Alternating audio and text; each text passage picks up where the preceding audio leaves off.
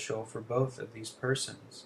Those who are full of dirty things can take to the line of Krishna consciousness for a gradual cleansing process, following the regulative principles of devotional service. Those who are already cleansed of the impurities may continue to act in the same Krishna consciousness, so that others may follow their exemplary activities and thereby be benefited.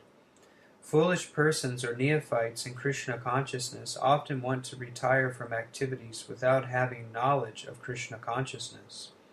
Arjuna's desire to retire from activities on the battlefield was not approved by the Lord. One need only know how to act. To retire from the activities of Krishna consciousness and to sit aloof making a show of Krishna consciousness is less important than actually engaging in the field of activities for the sake of Krishna. Arjuna is here advised to act in Krishna consciousness, following in the footsteps of the Lord's previous disciples, such as the sun god Vivasvan, as mentioned hereinbefore. The Supreme Lord knows all his past activities as well as those of persons who acted in Krishna consciousness in the past. Therefore, he recommends the acts of the sun god, who learned this art from the Lord some millions of years before. All such students of Lord Krishna are mentioned here as past liberated persons, engaged in the discharge of duties allotted by Krishna. Text 16. Kim kama kim akameti kavayo piyatra muyita tate kama pravakishami yahajanatva mokshiyase shubhat. Translation. Even the intelligent are bewildered in determining what is action and what is inaction. Now I shall explain to you what action is, knowing which you shall be liberated from all sins. Purport. Action in Krishna consciousness has to be executed in accord with the examples of previous bona fide devotees. This is recommended in the 15th verse. Why such action should not be independent will be explained in the text to follow.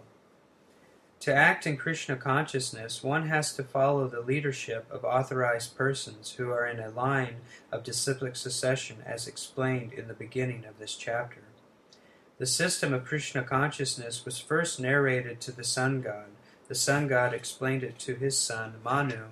Manu explained it to his son Ikshvaku, and the system is current on this earth from that very remote time. Therefore, one has to follow in the footsteps of previous authorities in the line of disciplic succession. Otherwise, even the most intelligent men will be bewildered regarding the standard actions of Krishna consciousness. For this reason, the Lord decided to instruct Arjuna in the Krishna consciousness directly. Because of the direct instruction of the Lord to Arjuna, anyone who follows in the footsteps of Arjuna is certainly not bewildered. It is said that one cannot ascertain the ways of religion simply by imperfect experimental knowledge. Actually, the principles of religion can only be laid down by the Lord himself. Dharmaham hi sakshat Bhagavad pranitam. No one can manufacture a religious principle by imperfect speculation. One must follow in the footsteps of great authorities like Brahma, Shiva, Narada, Manu, Kumara, Kapila, Prahlad, Bhishma, Shukadev Goswami, Yamaraj, Janaka, etc.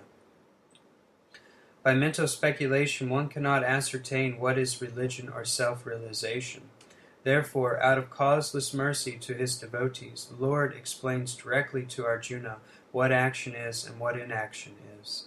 Only action performed in Krishna consciousness can deliver a person from the entanglement of material existence.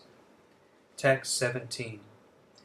Kamano hiyapi bodhavyam cha vikarmana akamanascha bodhavyam kahana kamano gati. Translation.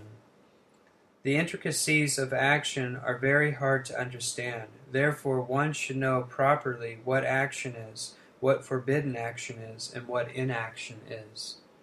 Purport. If one is serious about liberation from material bondage, one has to understand the distinctions between action, inaction, and unauthorized actions. One has to apply oneself to such an analysis of action, reaction, and perverted actions because it is a very difficult subject matter.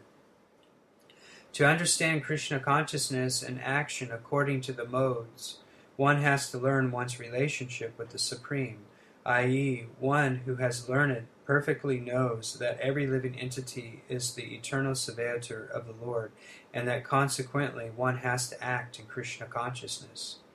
The entire Bhagavad Gita is directed toward this conclusion. Any other conclusions against this consciousness and its attendant reactions are vikarmas, are prohibitive actions.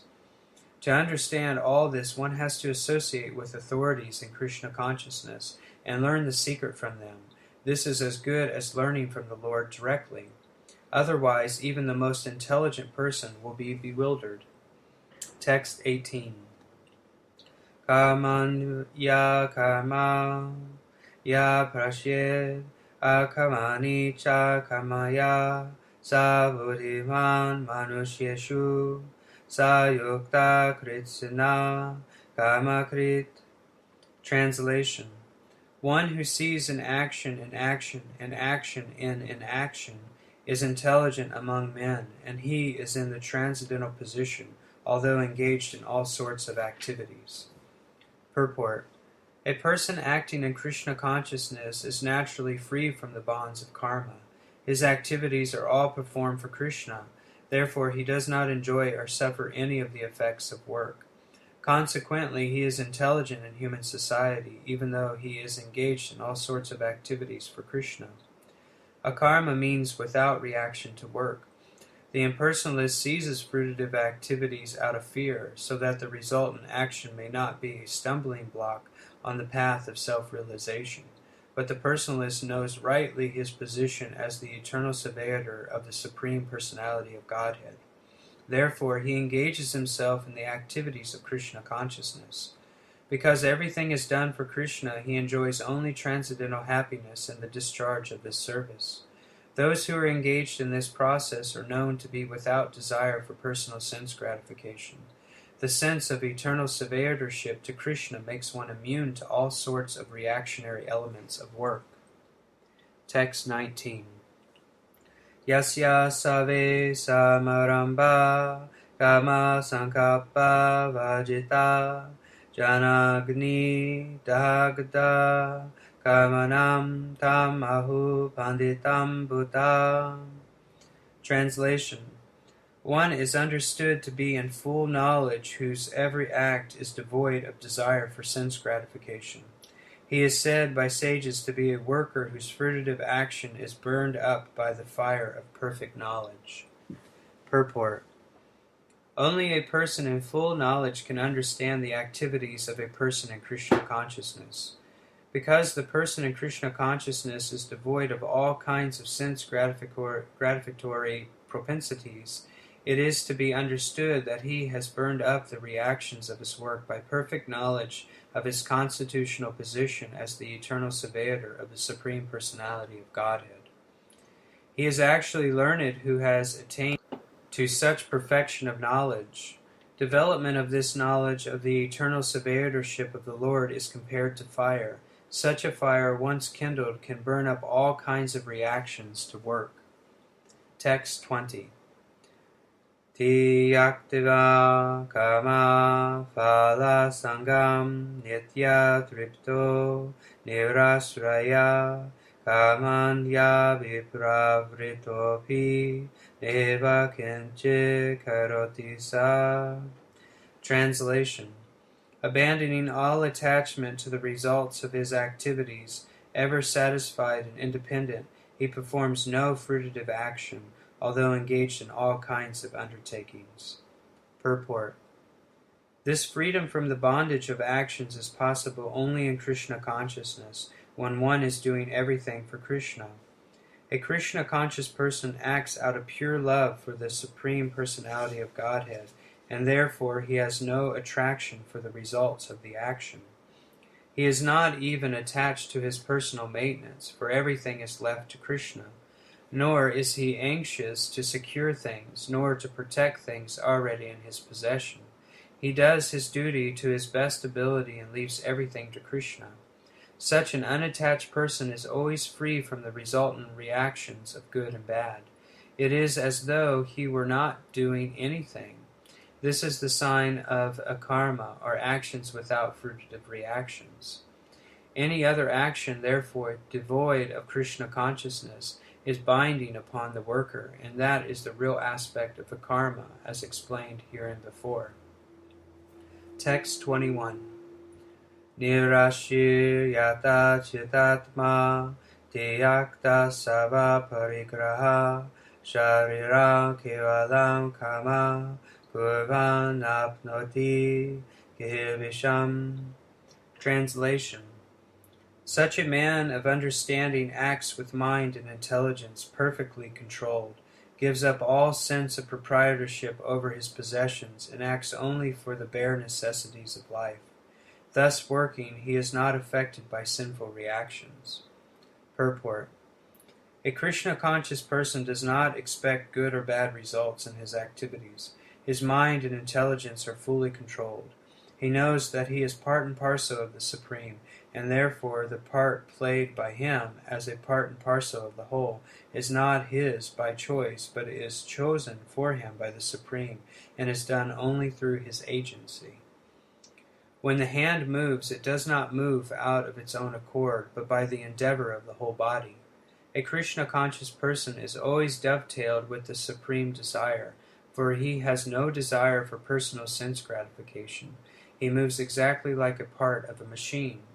As a machine part requires oiling and cleaning for maintenance, similarly, a Krishna-conscious man maintains himself by his work just to remain fit for action in the transcendental loving service of the Lord. He is therefore immune to all the reactions of his endeavors. Like an animal, he has no proprietorship even over his own body. A cruel proprietor of an animal sometimes kills the animal in his possession, yet the animal does not protest, nor does it have any real independence. A Krishna-conscious person, fully engaged in self-realization, has very little time to falsely possess any material object. For maintaining body and soul, he does not require unfair means of accumulating money. He does not, therefore, become contaminated by such material sins. He is free from all reactions to his actions. Text 22. Ya richa labha santushto devan devatito vimatsara sama siddha Sitocha kritvapi na nivadyate. Translation. He who is satisfied with gain which comes of its own accord, who is free from duality and does not envy, who is steady both in success and failure, is never entangled, although performing actions. Purport. A Krishna-conscious person does not make much endeavor even to maintain his body. He is satisfied with gains which are obtained of their own accord. He neither begs nor borrows, but he labors honestly as far as in his power, and is satisfied with whatever is obtained by his own honest labor. He is therefore independent in his livelihood. He does not allow anyone's service to hamper his own service in Krishna consciousness. However, for the service of the Lord, he can participate in any kind of action without being disturbed by the duality of the material world. The duality of the material world is felt in terms of heat and cold, or misery and happiness. A Krishna-conscious person is above duality because he does not hesitate to act in any way for the satisfaction of Krishna. Therefore, he is steady both in success and in failure. These signs are visible when one is fully in transcendental knowledge. Text 23. Gata sangasya muktasya janavastita chitasa janaya charata kama samagram praviliyate. Translation.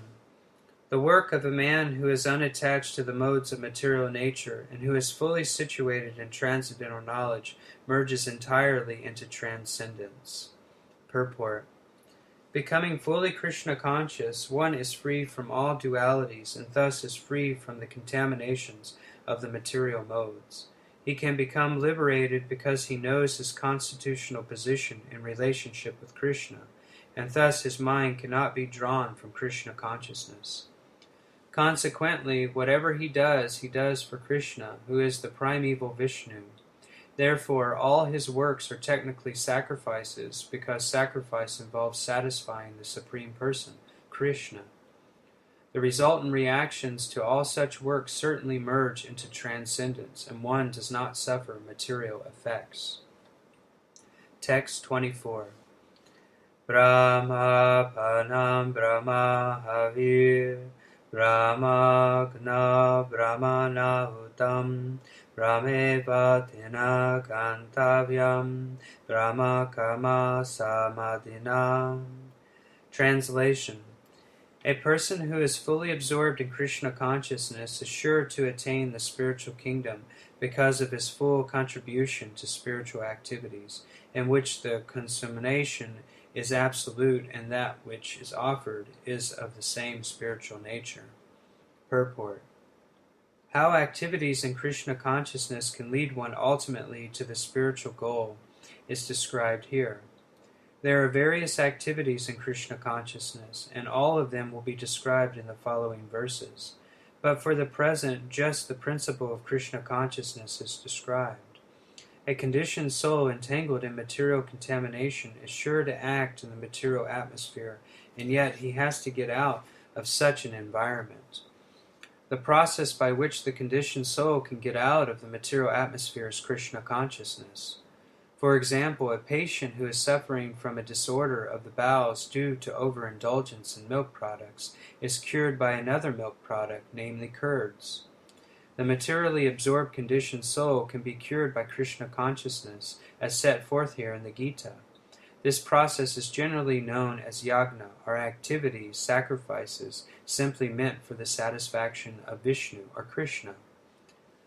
The more the activities of the material world are performed in Krishna consciousness, or for Vishnu only, the more the atmosphere becomes spiritualized by complete absorption.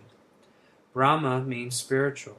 The Lord is spiritual, and the rays of his transcendental body are called Brahmajyoti, his spiritual effulgence. Everything that exists is situated in that Brahmajyoti, but when the Jyoti is covered by illusion, maya, or sense gratification, it is called material. This material veil can be removed at once by Krishna consciousness. Thus, the offering for the sake of Krishna consciousness, the consuming agent of such an offering or contribution, the process of consumption, the contributor, and the result are all combined together, Brahman, or the Absolute Truth. The Absolute Truth covered by Maya is called matter. Matter, dovetailed for the cause of the Absolute Truth, regains its spiritual quality. Krishna consciousness is the process of converting the illusionary consciousness into Brahman, or the Supreme. When the mind is fully absorbed in Krishna consciousness, it is said to be in samadhi, or trance. Anything done in such transcendental consciousness is called yagna, or sacrifice for the Absolute. In that condition of spiritual consciousness, the contributor, the contribution, the consumption, the performer or leader of the performance, and the result or ultimate gain, everything becomes one in the Absolute, the Supreme Brahman. That is the method of Krishna consciousness. Text 25. Devam eva pare janam yogena paryupasate Brahmagna vapare yagnam yajne vopajuhavati. Translation. Some yogis perfectly worship the demigods by offering different sacrifices to them, and some of them offer sacrifices in the fire of the Supreme Brahman. Purport. As described above, a person engaged in discharging duties in Krishna consciousness is also called a perfect yogi, or a first-class mystic. But there are others also who perform similar sacrifices in the worship of demigods, and still others who sacrifice to the Supreme Brahman, or the impersonal feature of the Supreme Lord. So there are different kinds of sacrifices in terms of different categories. Such different categories of sacrifice by different types of performers only superficially demark varieties of sacrifice. Factually, sacrifice means to satisfy the Supreme Lord, Vishnu, who is also known as Yagna. All the different varieties of sacrifice can be placed within two primary divisions, namely, sacrifice of worldly possessions and sacrifice in pursuit of transcendental knowledge.